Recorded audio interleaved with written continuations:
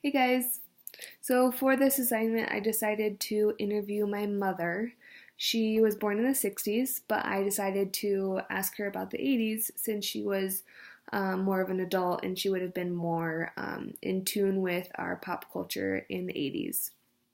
So if you don't know who Baby is, do you really know anything about the 80s or know anything? Anyways, now the 80s, they're full of maverick, neon colors, really an everlasting impression on our society and pop culture as a whole. We see political change, epidemics, technology revolution. Now, in my interview with my mom, we'll take a step back into the 80s where society bred neon color wearing, shoulder pad rocking, and Bon Jovi listening individuals.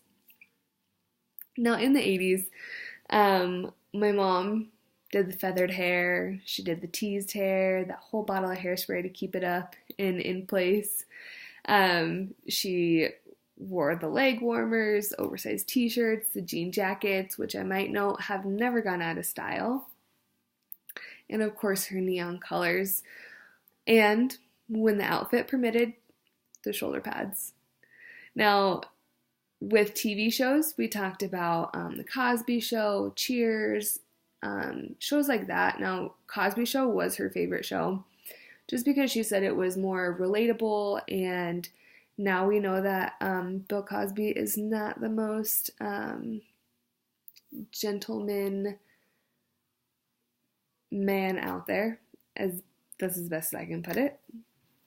But back then, it was a very relatable family show to watch. And on movie nights, it was definitely Top Gun. Maverick, of course. Kind of have to. Now, obviously, there's going to be differences. There's going to be similarities from the 80s. Obviously, the 80s didn't have the social media that we have today. So my mom kind of explained what they did in place of kind of what our generation does with social media and interacting with people.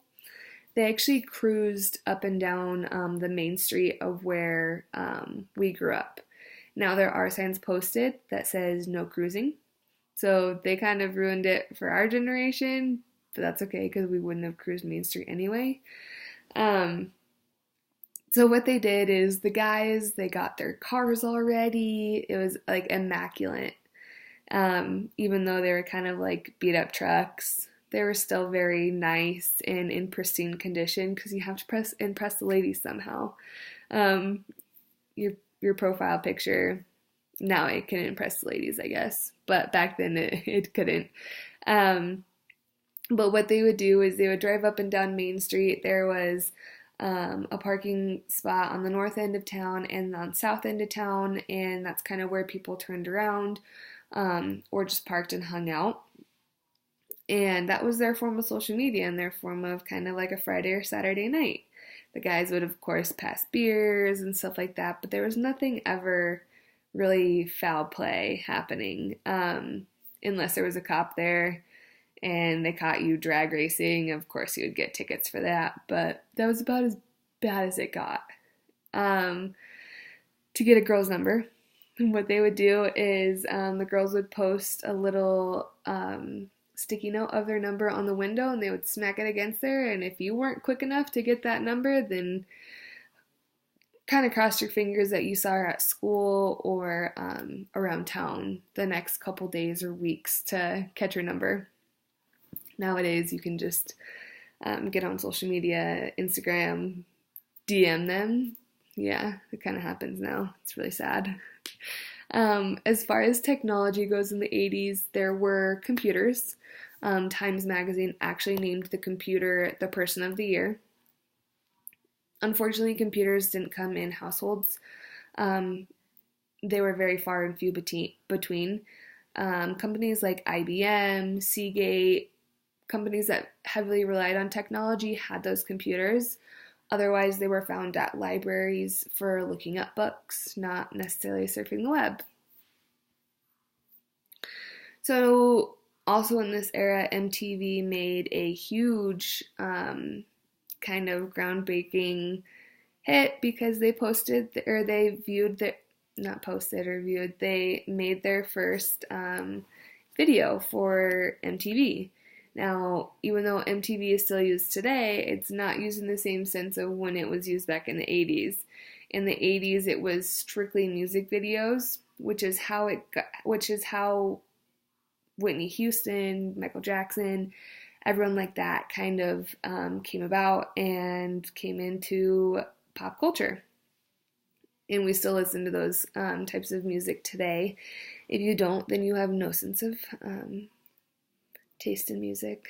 I'm just kidding. But there were also movies, staple movies like Dirty Dancing, Top Gun, like I mentioned before, that are still aired on TV today.